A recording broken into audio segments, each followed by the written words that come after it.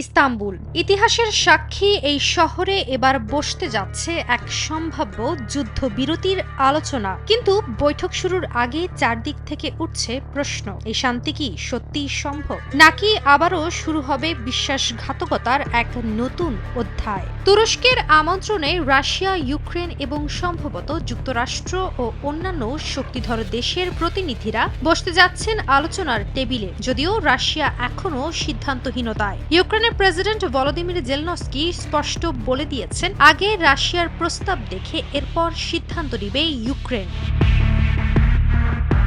চলমান সংকটে তুরস্কের এই কূটনৈতিক সমাধানের চেষ্টা এক সাহসী উদ্যোগ।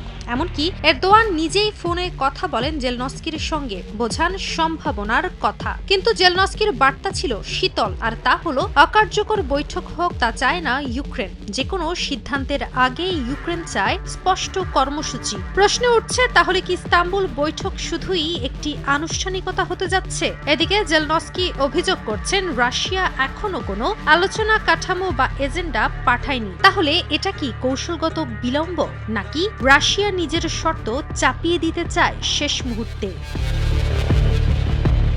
গত 16 মে তুরস্কে অনুষ্ঠিত রাশিয়া ইউক্রেনের সীমিত বৈঠকে দুই দেশ বন্দি বিনিময় নিয়ে মাত্র একটি চুক্তিতে পৌঁছাতে পেরেছিল। এছাড়া আর অন্য বিষয়গুলো ছিল বরফে মোড়ানো। তাহলে এবার বৈঠকে কি হবে? জেলনস্কি ইঙ্গিত দিয়েছেন, আলোচনা হতে পারে বড় ফরম্যাটের, অর্থাৎ এই আলোচনায় অংশ নিতে পারে ইউক্রেন, রাশিয়া, তুরস্ক এবং যুক্তরাষ্ট্র। তাহলে এটাই কি হতে যাচ্ছে শান্তির পথ, নাকি বড় দেশগুলোর গোপন স্বার্থের সংঘর্ষ?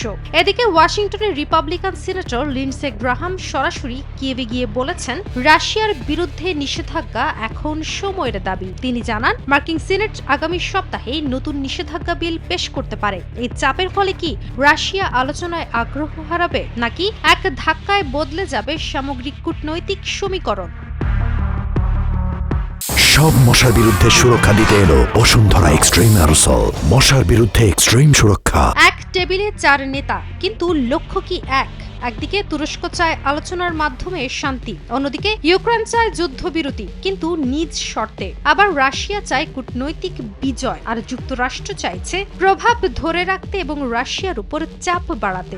এমন পরিস্থিতিতে ইস্তাম্বুলের বৈঠক কি শুধু কথার লড়াই হবে, নাকি গোপনে চূড়ান্ত কোনো সমঝোতা? বিশ্লেষকরা বলছেন, এই বৈঠকের ভবিষ্যৎ নির্ভর করছে কয়েকটি ফোন কল, কয়েকটি গোপন খসড়া আর 4 দেশের অভ্যন্তরীণ রাজনৈতিক চাপের ওপর। ইস্তাম্বুল হয়তো শান্তির শহর হিসেবে আবারও ইতিহাসে নাম লেখাবে, না হয় এখানেই রচিত হবে ইউক্রেন যুদ্ধের এক নতুন অধ্যায়।